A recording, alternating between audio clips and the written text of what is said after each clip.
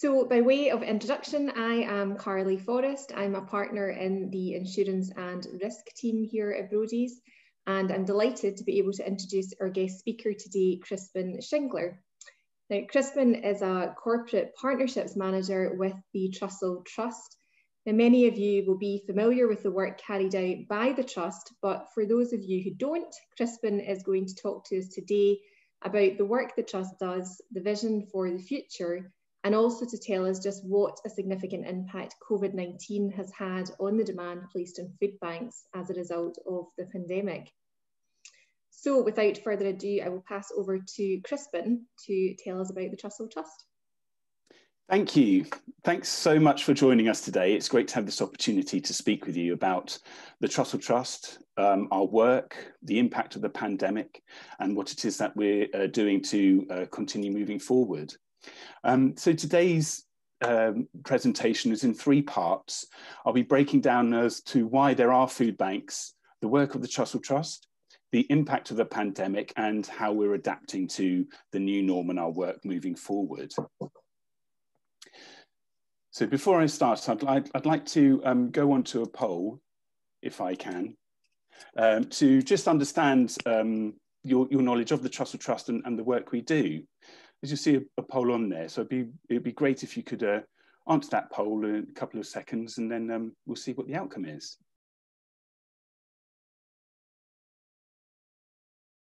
That's great. It's really great to see. Thank you so much for contributing to that. That's fantastic. Well, thank you once again. The answer to that is the one thing that the Trussell Trust does not do is we do not distribute emergency food parcels. Our key role is to support food banks to do that. So food banks within our network, we support them to be able to do that to the best of their ability, as well as a lot of other things which we will discuss as we move forward. So thank you very much for taking part in that poll.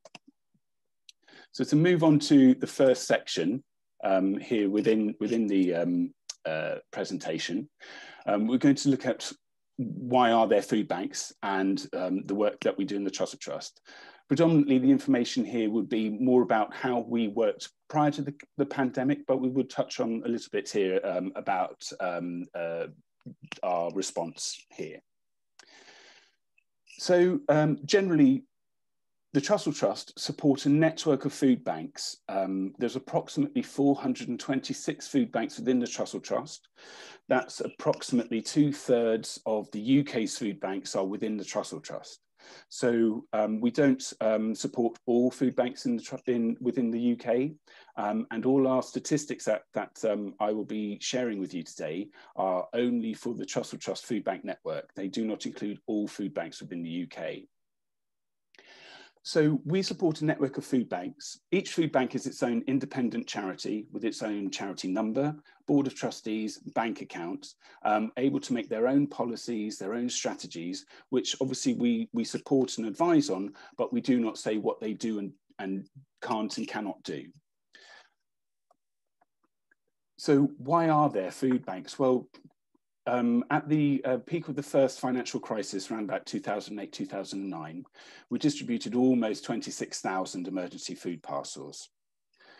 Last financial year, ending March 2020, you can see that we distributed over 1.9 million food parcels. We don't know the current rates, how the pandemic has impacted on the statistics of people living in poverty, but we do anticipate that that potentially could grow as well. And to break down those statistics by region, as you can see, the varying amounts of emergency food parcels that food banks within the Trussell Trust network have distributed. Over the past 5 years, and again, these go up to about March 2020, we've noticed through our statistics and our data that the food bank referrals have increased by 74%. Last year, year upon year, we saw an 18% increase from the last financial year, but over the 5 years, we've seen that grow. And we are currently due to release our latest statistics at the end of April. And we will then obviously be able to identify how the pandemic has truly impacted the food banks in the Trussell Trust network. So before the pandemic, our statistics were highlighting, and our data was highlighting, why people were being referred to a food bank, what was happening within their lives that had them having to go to a food bank and be referred to it. We were identifying that from our research, over 94% of people who were referred to a food bank were living in destitution. That could mean that people were not unable to afford a house over themselves. They were unable to maybe buy food. They were potentially maybe not be able to buy sanitary items. So there were a variety of reasons that people were coming to the food bank. We also identified that a lot of people were in work, but they also they had very low income. And their income wasn't sufficient enough for them to be able to afford the essentials. And so we also identified through that data that people were, why they were having to come to a food bank. So in my next slide, I'm just going to play a short video which hopefully highlights and gives you more insight as to why people are going to a food bank and the work the food banks do. I didn't think I'd ever have to use a food bank. I had a steady job, money was good, everything was bright, but then all of a sudden, just through sickness, it just turned the wrong way for us. Last year, food banks in our network provided 1.9 million food parcels to people in crisis. And levels of need are continuing to rise, with the coronavirus pandemic pushing more people to the doors of food banks.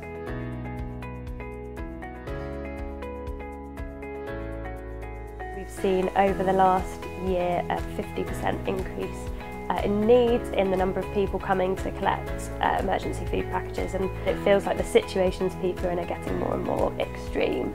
And actually the fact that people are living off practically no money, they are in situations of destitution, and £50 a week is not enough to live off for anybody. The reality that so many people are caught up into poverty is just wrong, and we feel our challenge is actually what can we do to support people to never come back to us, so that one day we can shut our doors because there isn't a need for food poverty and therefore for food banks in our community.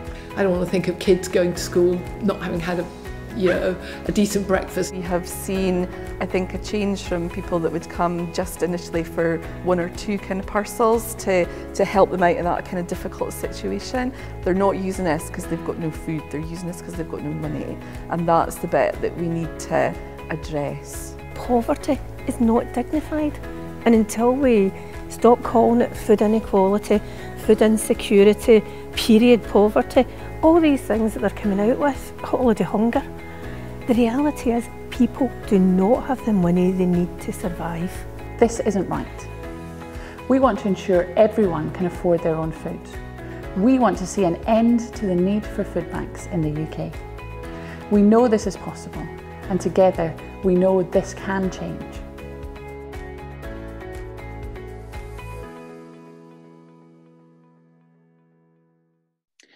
Thank you for taking time to watch that. Before we move on to the next section, I see there's a question come up in the Q&A. I'll happily take some questions before we move on.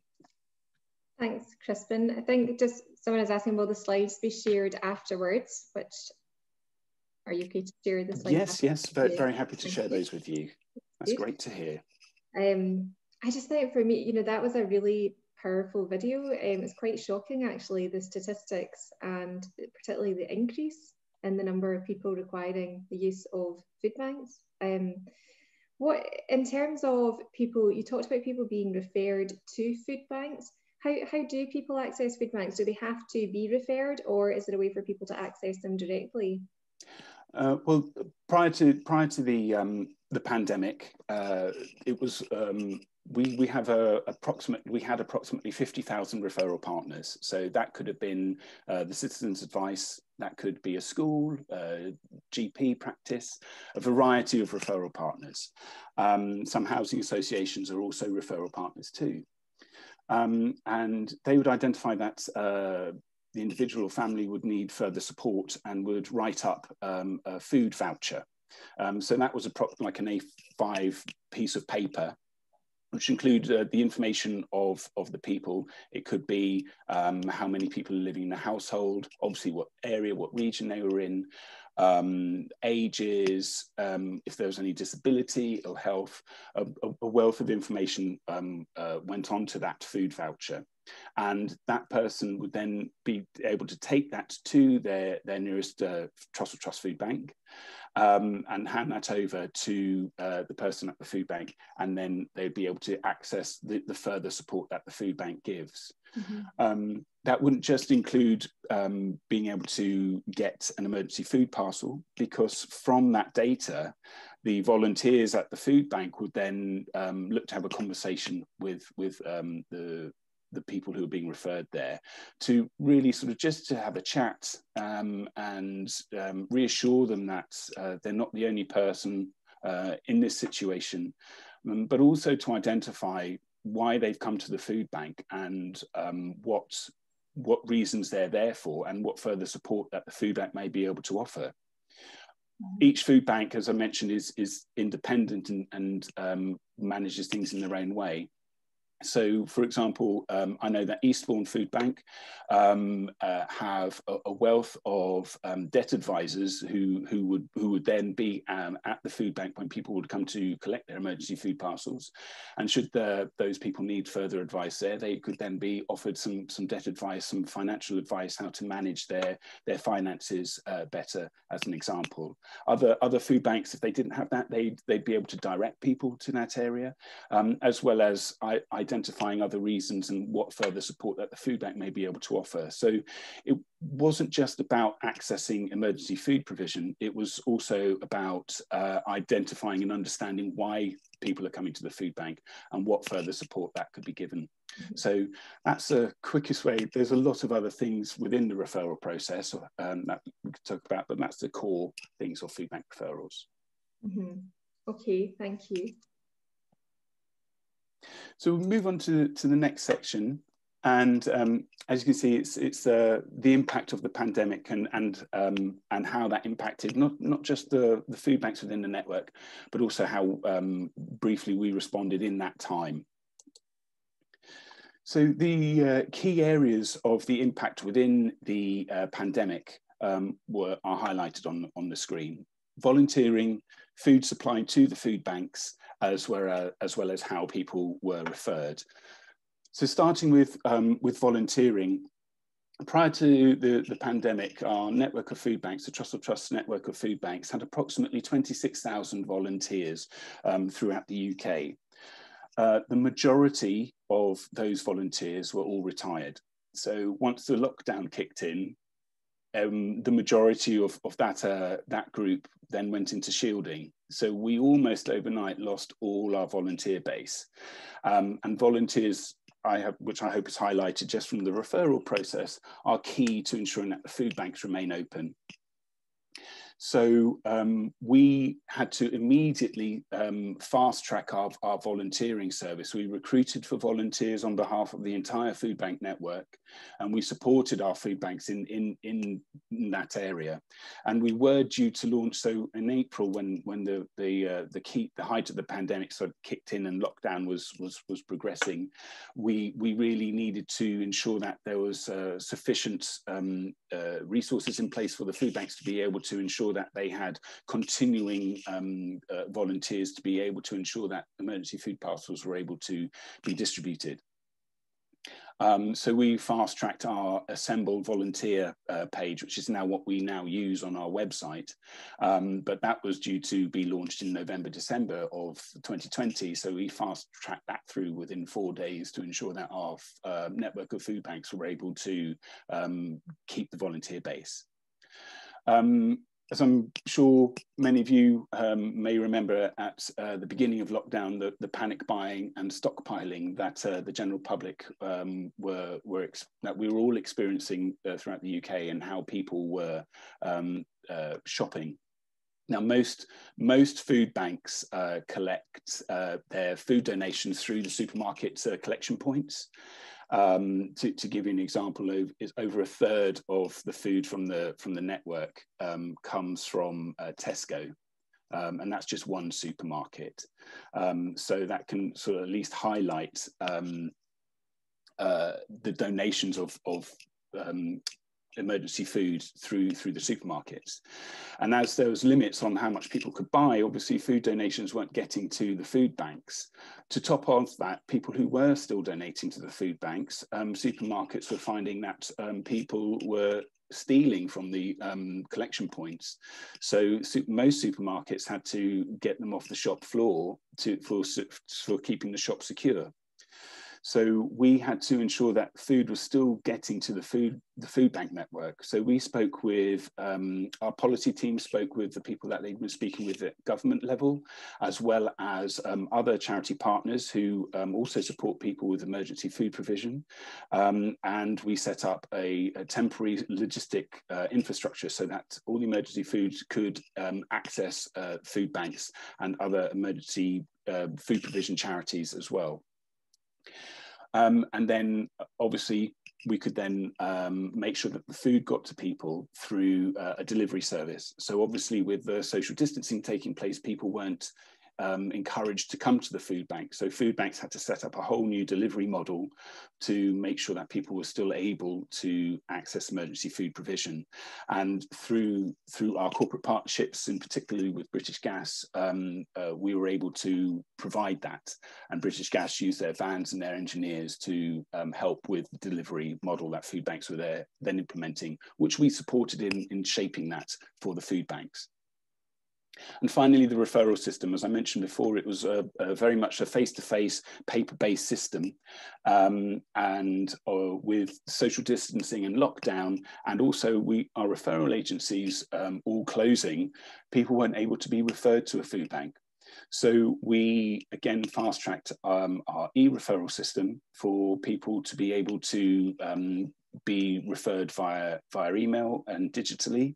And for those who are not able to afford the internet, we set up a telephone helpline in partnership with Citizens Advice, so that people were still able to speak to relevant parties to ensure that they were able to access the support of the food bank. So those are the key areas that that we worked on between, I think it was like April right through the summer, to ensure that food banks remained open and people living in financial crisis were able to access emergency food provision.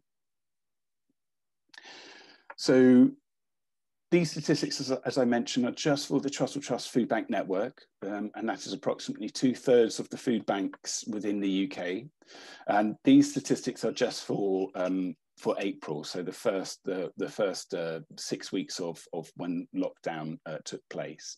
And in April, we saw our largest increase ever within the network.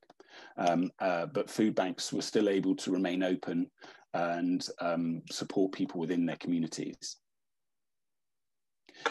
And then for the first 6 months, so between April and September 2020, we highlight the statistics here, taking in mind that the previous year we distributed 1.9 million emergency food parcels. In half a year, we distributed 1.2 million emergency food parcels. Our research, we then had some research with Heriot-Watt University to try and identify what might happen beyond that, and are the food banks within the Trussell Trust network suitably resourced to be able to support further increase, because we weren't sure what would be happening with the furlough scheme and whether people would still be eligible to remain in their work.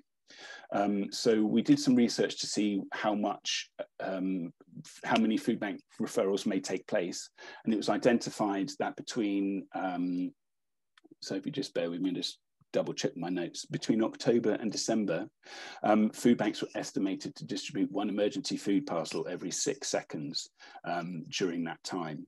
And during that time, it was probably our busiest Christmas that we'd ever experienced, but food banks were able to keep up with demand, taking in mind that social distancing were happening, so they weren't allowed to have as many volunteers within the food bank as usually there would be. So food banks were having to manage this increased demand in their services with reduced capacity of volunteers within their food bank to be able to make sure that that was possible. So just moving on to our second poll,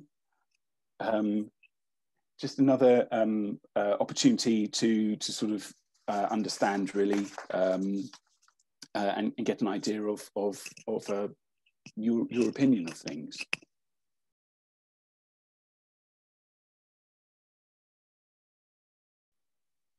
Wow. Well, thank you so much for taking part in that. That's really, really insightful, and it's a difficult question to answer. In the video, you heard our Chief Executive Emma Reevey saying that the Trussell Trust vision is to end the need for food banks, but we do identify that currently food banks are here and to support people living in financial crisis. So it's a very sort of split discussion as to whether food banks should be here. Yes, we should support people in financial crisis, but people shouldn't be having to go to food banks to get that support. So it's a very split question really, and so hopefully the next section will be able to sort of offer insights as to how the Trussell Trust continue to support the food bank network, but the steps that we're taking to ensure that people don't have to come to a food bank again. So in this next section, I'll discuss how we've are adapting to the new normal. But before I do, I know I've issued quite a lot of information regarding how the pandemic impacted the Trussell Trust and Food Bank network. So does anyone have any questions around that before we move on to the next section?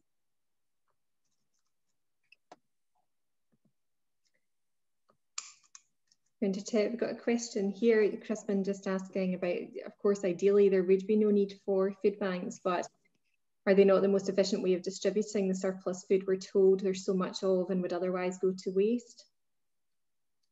Well, the food banks don't work with food waste. So that's a completely different area altogether.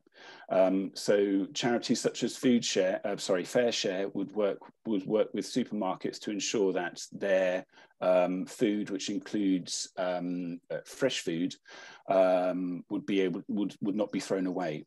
Food banks, because of their storage facilities, are only able to handle ambient food products, so tin products, packaged products as well.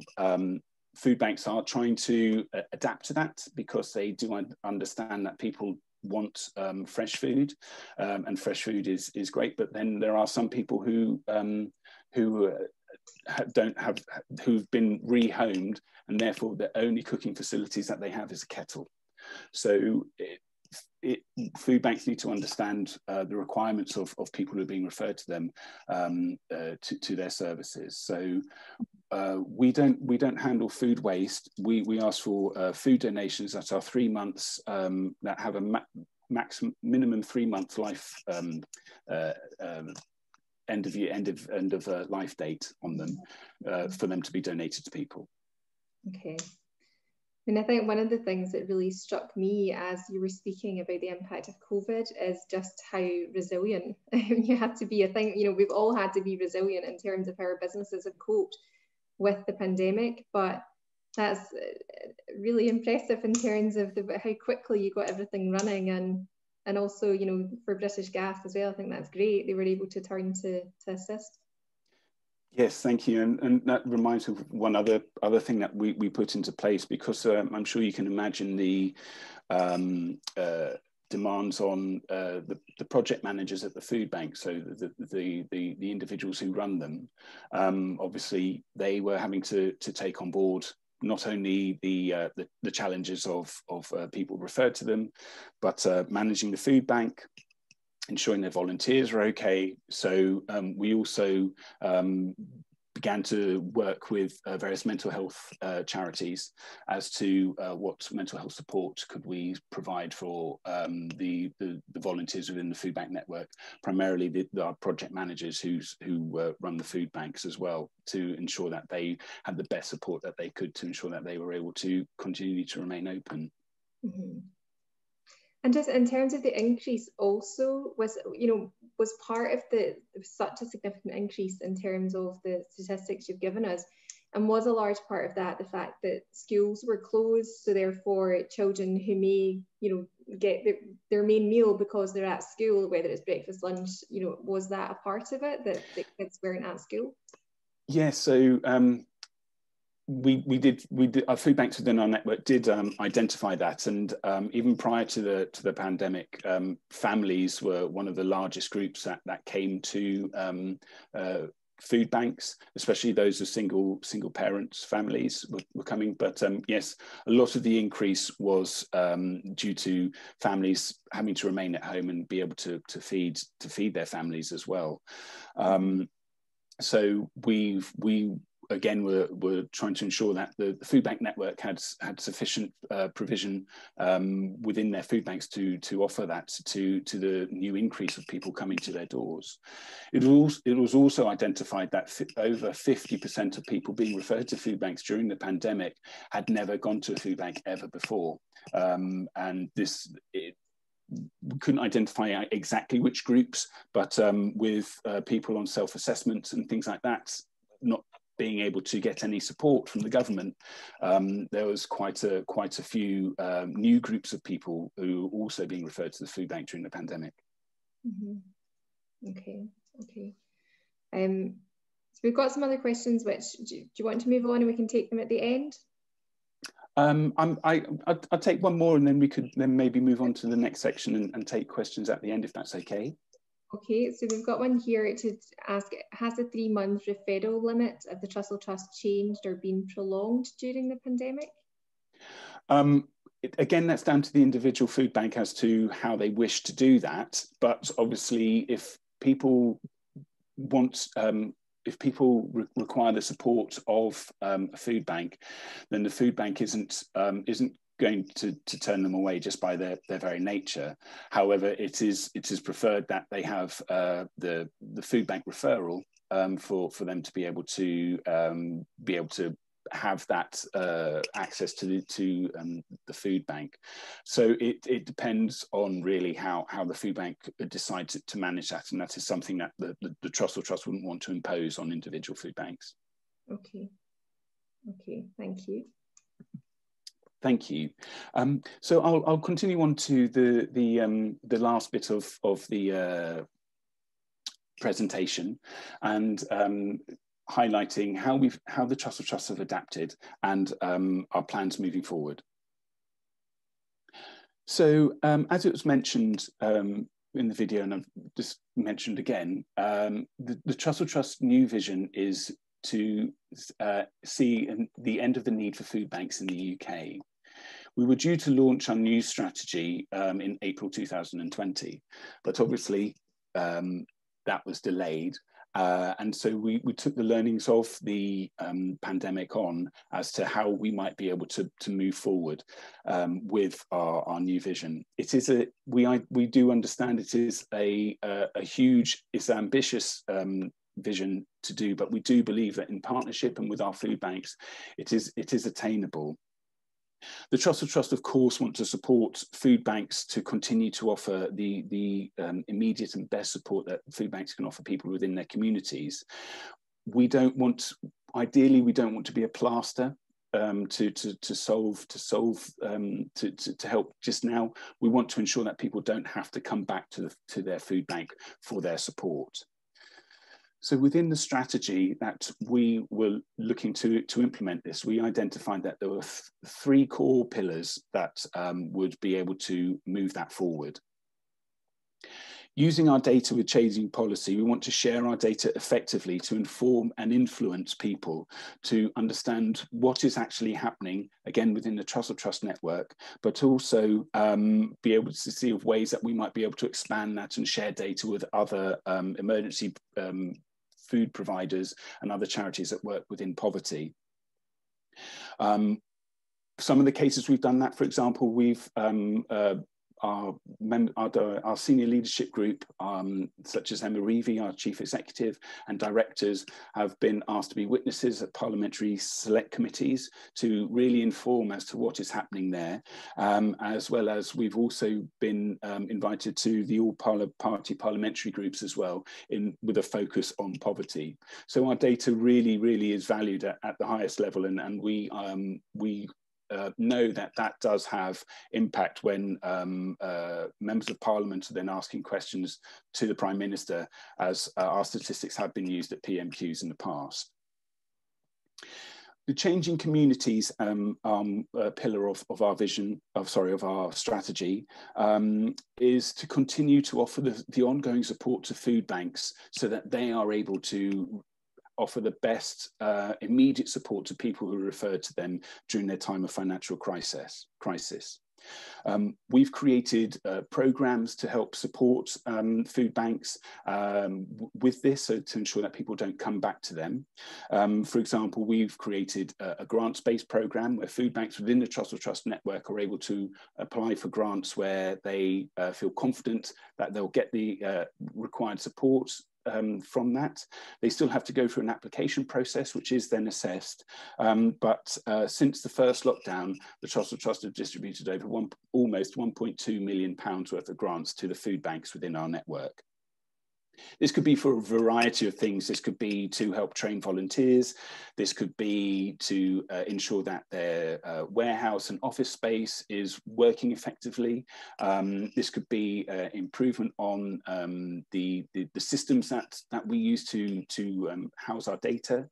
So the central support that we offer the food banks works efficiently for them with everything now really going into more of a digital field. But we also have the telephone helpline that we have really moved forward with.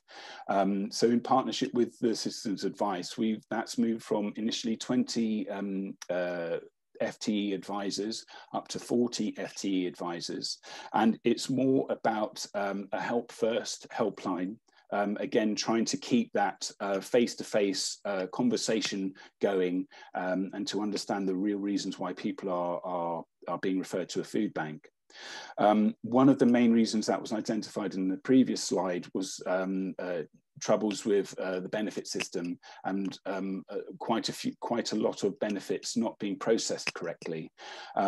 And so the advisors on the helpline go through all the household income into that individual's or that family's household to understand whether they have the correct, their benefits have been processed correctly.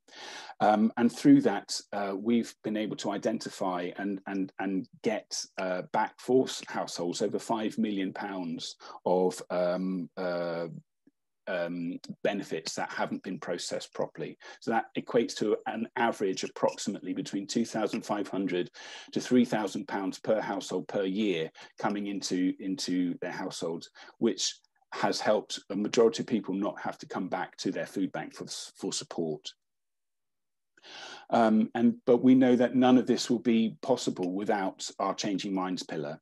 That is educating people, ensuring that people understand the realities of what is going on, being able to keep the conversations active, because we know that at some point, once we progress back to the new norm, it won't be at the forefront of people's minds, even though the challenges will still remain. And so we identify it's very important to keep those conversations alive and to keep people aware of what is happening. And without that support, our other two pillars will be more challenging to implement. So just to offer you some quick insight and quotes from people who have been referred to a food bank of their experiences, either with the referral process, or the fact that they've had the support from the food bank as well. We are working very strongly with our food banks currently with a brand new program, our participation program, to ensure that what the Trussell Trust and our strategy moving forward and what we are hoping to achieve is really is based in a sense of reality. So we are asking if food banks are able to have people who've lived experience of a food bank be able to speak to us directly of their experiences. Is what we're doing actually going to work? If not, what could work? So everything is rooted from the people who have been referred to a food bank. So finally, moving on to our last ask, really. Our Hunger-Free Future is the Trussell Trust's campaign to ensure that all our asks, from fundraising to volunteering to raising awareness, is all captured in one campaign. And for anyone who's wishing to help and support further, the Hunger-Free Future is that place to be able to do that. There are various ways that people are able to support in different fields, and so that you're able to go onto the Hunger-Free Future page to be able to identify that. So coming to the conclusion of the presentation, if there are any questions related to what I've spoke about or further support, I'd be happy to take them. I'd like to say thank you once again for your time to listen to the work of the Trussell Trust. Really grateful for this opportunity to speak with you, and I do hope that we're able to move forward together to see a UK without the need for food banks. Thanks, Crispin. We do have a couple of questions. One of which is, would retailers' supply chain visibility help individual food banks operate more effectively? I'm trying to digest that, really, because could you say that again, please? So would retailer supply chain visibility help individual food banks operate more effectively? I can only really answer from my understanding of how we've worked with supermarkets, and again, so with the supermarkets, the main support is that they have the collection points there, but I don't really know if that is answering your question. So in all honesty, I'd need to take that back to our food team to understand that in further depth. So I do apologise, I can't give you a direct answer here. No, we can follow up with the person who asked that. There's also a question about, how do those who want to create and run a food bank get help from the Trussell Trust? So the Trussell Trust works, the easiest way to describe it is that it's each food bank offers a minimum, it's like a franchise, even though they don't like me explaining it as a franchise. The easiest way to explain it is that, and there is a minimal cost for food banks to be part of the Trussell Trust network. Within that, so it's very much an opt-in offer for people to come into the Trussell Trust network. Some food banks, all the food banks in the network have found it invaluable, especially our area manager support that we have. So we have teams of regional managers who are able to support food banks with and offer bespoke support to them. So they'll identify what the challenges are within that community, what might need to be addressed, bring that back to the Trussell Trust, and then there's a whole team within the Trussell Trust who are able to offer options and solutions to food banks for that bespoke support. It's also access to the cloud-based systems as well. So all websites and everything like that, we then help create that. So food banks aren't having to have an outlay for things such as their web pages and things along that. So I hope that offers a bit more insight into that. Okay. And having just asked about distribution of food banks, and like, do you know how many food banks operate in Scotland under the Trussell Trust? I don't have that to hand with me, no. But again, that is something that I can find out. And we can follow up. No, that's great. Okay. And I think certainly for me, I think we all know that food banks exist. I hadn't quite appreciated just how much further they go into. It's not just about providing food, it's about providing advice and support and trying to stop people having to use them at all. And we have shared the link so that people have details of the Hunger Free Future page with all panelists. So if people do want to become involved, then they have those details to hand. Brilliant, thank you. That'd be great if you can, and then you'll be able to identify which area of support that you'd like to help, and that could be with food collection, that could be volunteering, as I mentioned. Even though currently at the moment, obviously, physical volunteering opportunities are very minimal due to social distancing and being COVID safe. But there are other ways that we're asking, especially through your social media and keeping the conversations alive through your channels. Mm-hmm. Yeah, I think you're right. Awareness is so important, and just raising awareness of how many people are relying on this service. Yes, definitely. And then also if with our sort of more public fundraising as well. So those are different events that we have throughout the year. If that is something you choose to get involved with as well, that would be fantastic. Mm-hmm. So there's a range of options, so for businesses and individuals, and it's all set out there. Yes. So should with our corporate partnerships, they're very varied, and the pandemic had introduced us to some corporate partners who we potentially may not have considered. So, for example, the beauty industry had really reached out to us, and the relationship between beauty and food is there. Obviously, food nutrition and eating the right food is there, but initially that link was something that we potentially wouldn't have investigated at the top of the list of companies and industries to engage with.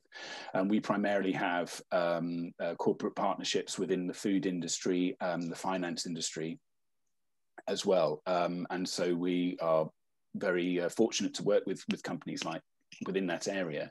As I mentioned, there's Tesco and Waitrose and Morrison's and Asda that we are working with in various ways. Then within the finance industry, I know I've worked with Direct Line, I've worked with Rathbones, and within the tech industry, we've had a long-term partnership with Cisco. And now within the beauty industry, we've had Chanel reach out, Giorgio Armani reach out, we've had Tropic Skincare, who are a fantastic partner to work with, and so and they work in different ways, and that could be generating funds through their products, that could be employee fundraising, setting a target with employees, like a Charity of the Year partnership.